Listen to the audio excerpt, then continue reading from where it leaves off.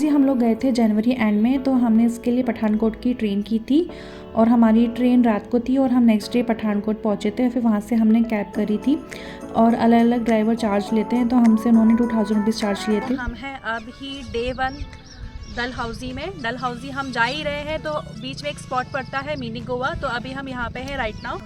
तो ये रंजीत सागर लेक है जो आप देख रहे हैं और यहाँ पे बिजली भी बनाई जाती है। तो ये वैसे बेसिकली टूरिस्ट लोगों को नहीं पता है, तो ये basically it is a hidden jam of Himachal. And ये पंजाब के पठानकोट से डलहौजी का जो बीच का जो हाईवे एरिया है, ये उसी के बीच में ये डैम पड़ता है।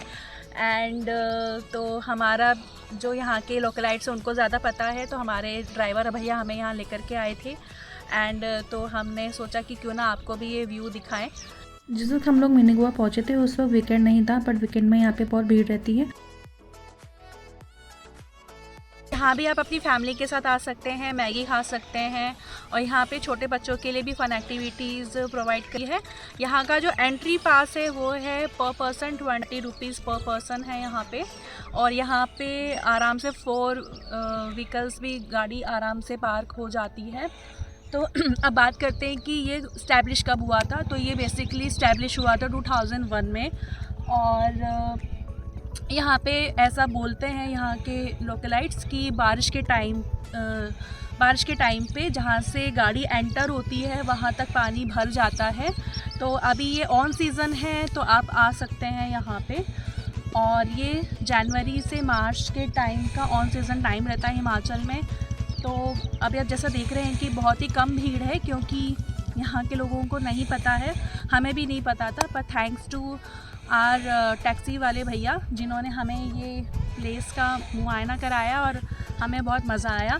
रंजीत सागर डैम में यहाँ पे आपको फ्रीलांस फोटोग्राफर्स और वीडियोग्राफर्स मिल जाएंगे जो आपके लिए प्री वेडिंग शूट या फिर एक प्रॉपर रील वीडियो एडिट करके बनाएंगे।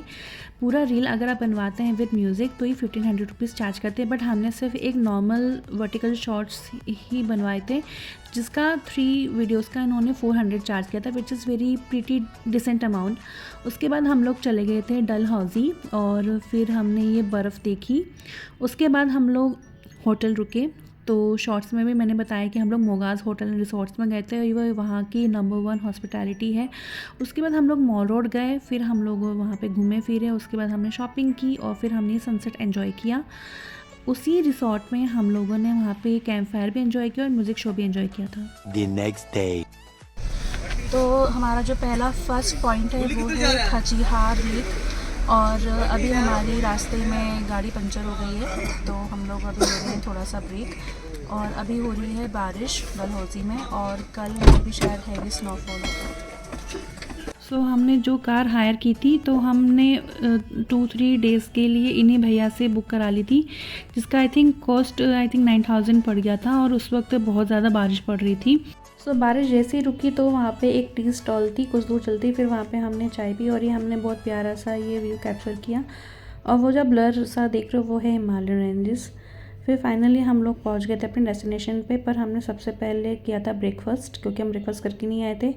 और ये है खजीहार लेक, जिसे मिनी स्विट्ज़रलैंड भी बोलते हैं। यहाँ पर आपको वीडियोग्राफर्स मिल जाएंगे जिनसे आप अपनी रील्स बनवा सकते हो और अलग अलग रील्स के पैकेजेस हैं। तो हम लोगों ने भी रील्स बनवाई, जो आप शॉर्ट्स में आपने देखा होगा, यदि नहीं देखा हो तो मैं टैग कर दूँगी। उसके बाद वहाँ पे हैवी रेनफॉल हो गया तो हमने वहाँ से निकलने का डिसीजन लिया। फिर बीच में माता जी का मंदिर था जो हमने उनके दर्शन किए। फिर ये था चमेरा लेक जो हमें बोटिंग करनी थी, बट यहाँ आकर के ही मन ख़राब सा हो गया, क्योंकि बारिश का पानी जमा होने की वजह से जो यहाँ की आसपास की जो लकड़ियाँ थी वो पानी में बह गई थी, जिस वजह से पानी का बहाव रुक गया था। और यहाँ के गवर्नमेंट ने बिल्कुल भी यहाँ पे नीट एंड क्लीन कुछ भी काम नहीं किया, तो वो सब देख कर के मन ख़राब सा हो गया था, इसलिए हमने वहाँ से बोटिंग नहीं की। इस होटल आ गए थे और नेक्स्ट डे जो हमें कवर करना था वो पंचकूला वाटरफॉल, क्योंकि हमने बाहर के आउटर एरिया देख लिए थे, बस हमें अब आसपास के एरिया ही कवर करने थे। फिर हम पंचकूला वाटरफॉल पहुँचे और उसके बाद हम कैफ़े में बहुत बढ़िया सा गाना चल रहा था तो मेरा डांस करने का मन किया। फिर हमने स्नैक्स खाए। सो यहाँ पे अलग अलग कैफ़े बने हुए हैं, तो हमने भी थोड़ा ब्रेक लिया था क्योंकि काफ़ी थक गए थे हम लोग। और हम लोग को सीधा टॉप पे पहुंचना था, बट बहुत ज़्यादा फिसलन होने की वजह से स्लिपरी था काफ़ी। मैं आपको ये सजेशन दूंगी कि यदि आप ऐसे प्लेस पे आते हो जहाँ पे बहुत ज़्यादा बर्फ़ जमी है तो आप बूट्स रखें अपने साथ, क्योंकि नॉर्मल शूज़ से काम नहीं चलेगा। तो हमने पंचकुला देखने के बाद हम लोगों को निकलना था स्नो पॉइंट, तो हम स्नो पॉइंट पहुँचे थे। और हमारा मेन ट्रिप में काला टॉप भी था, बट ज़्यादा बर्फ़ होने की वजह से वहाँ नहीं जा सकते थे। सो अभी हम लोग पंचकूला वाटरफॉल देख करके आए हैं, बट उम्मीद से वो उतना खरा नहीं उतरा, क्योंकि वहाँ पे उतना पानी का बहाव नहीं है। चढ़ने के लिए सीढ़ियाँ दी गई हैं, तो बहुत ही फिसलन है, बर्फ़ बहुत ज़्यादा जमी हुई है वहाँ पे। बट अब वहाँ पे बहुत अच्छे अच्छे व्यू पॉइंट्स भी बने हुए हैं, और वहाँ पे बहुत अच्छे अच्छे बीच बीच में रेस्टोरेंट्स भी बने हुए हैं, तो आप वहाँ पे बीच में जा कर के कुछ ब्रेकफास्ट कर सकते हैं।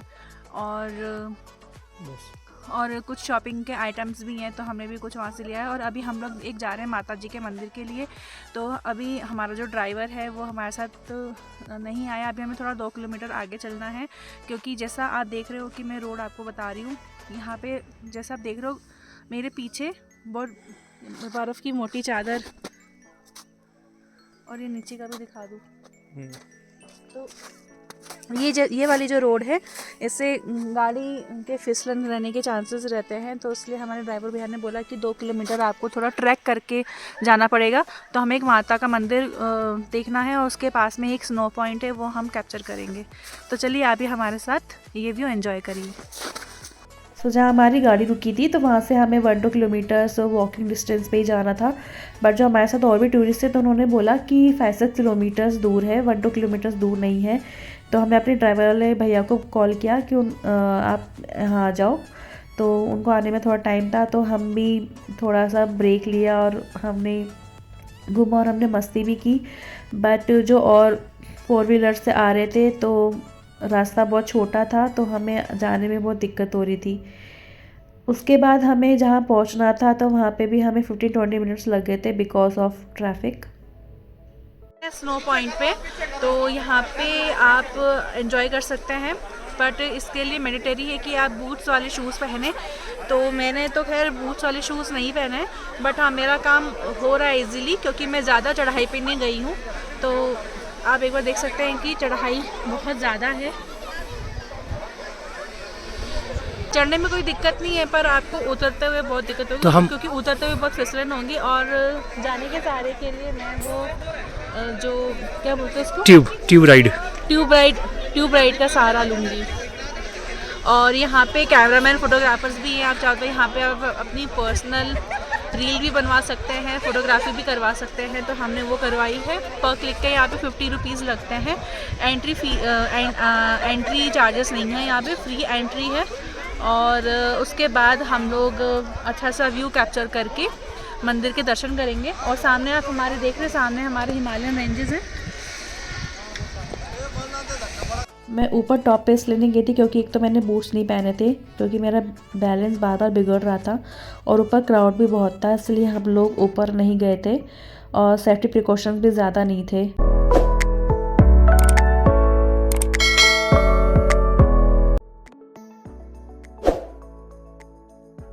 स्नो पॉइंट देखने के बाद हम लोगों को वापस होटल जाना था, और वहीं डेस्टिनेशन पे बीच में पड़ता है बीजी पार्क, जो हमारा लास्ट स्टॉप था। और ये आउटर एरिया है। बेसिकली इस पार्क की क्वालिटी ये है कि ये आर्मी कम्युनिटी ने बनाया है, और जितने भी स्टैचूज़ आप देख रहे हैं ये कौन से मेटल का बना हुआ है, इसका सारा का सारा डिस्क्रिप्शन दिया गया है। और ये बिल्कुल छोटा सा ही पार्क था, तो हमें ज़रा टाइम लगा था इसको पूरा एक्सप्लोर करने में। फिर हमने लंच किया। लंच करने के बाद हम लोग फिर होटल आ गए थे, एंड उस वक्त बहुत ज़्यादा हैवी रेनफॉल हो रहा था, और ये शाम का हमने व्यू एंजॉय किया। मैंने इस ब्लॉग में जितना हो सकता है मैंने के सारी इन्फॉर्मेशन आपको दी है। यदि आपको पसंद आए तो please comment, like, subscribe to my channel. तब तक के लिए मिलते हैं नेक्स्ट ब्लॉग में।